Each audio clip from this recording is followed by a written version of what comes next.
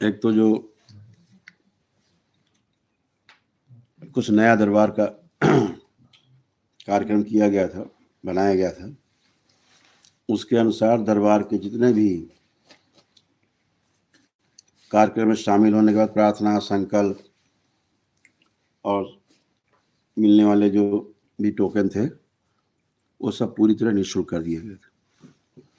Total सब free कर दिया गया था, जिसमें जब ब्लैक मैजिक करता था, टोकन लगता था, वो समाप्त कर दिया गया पूरा आपका। आप कोई टोकन नहीं।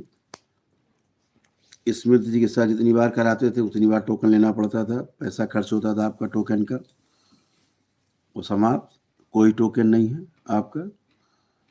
जब आरोग्य हवन करके उसके बाद मिलने आते थे तो फिर आपको 5100 का टोकन लेना पड़ता था, वो भी समाप्त। उसकी कोई आवश्यकता नहीं, सीधे आप आते हैं, प्रक्रिया करते हैं, बाबा के सामने संकल्प लेते हैं, पूरी तरह अच्छे, एकदम फर्स्ट क्लास। वो टोकन भी पूरी तरह समाप्त किया जा चुका है।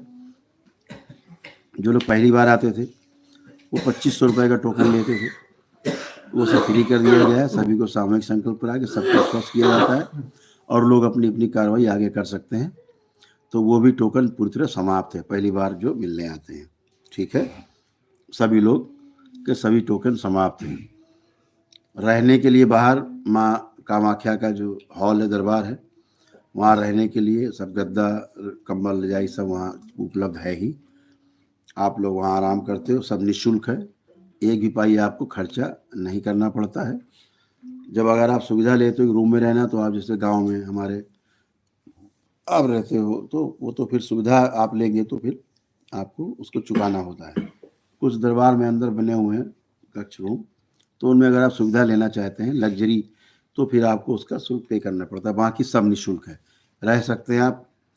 सुबह से शाम तक भंडारा चलता है दरबार में, सुबह से प्रसाद बटना, भंडारा बनना, सब कुछ आपको निःशुल्क उपलब्ध है।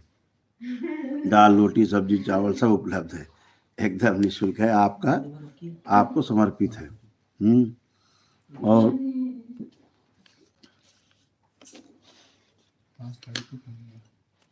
ये भी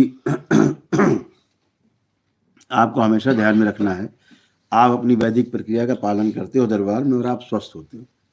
मेरा कोई उसमें रोल है नहीं। आप स्वयं हवन करते हैं, स्वयं प्रार्थना करते हैं, नमन करते हैं और आप स्वस्थ होते हैं, अच्छे होते हैं, स्वयं अच्छे हो जाते हैं। जो जो संकल्प करते हैं वही हो जाता है, क्योंकि ये वाक सिद्धि का दरबार है।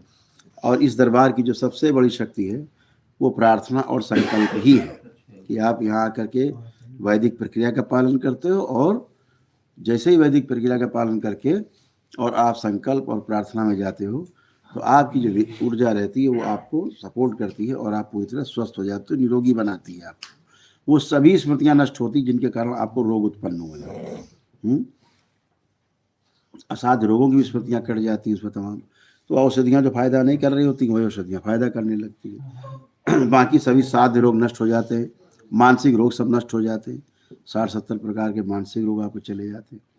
तो ये सभी कुछ आप स्वयं प्रक्रिया का पालन करते हो, स्वयं संकल्प करते हो, प्रार्थना करते हो, अच्छे हो जाते हो।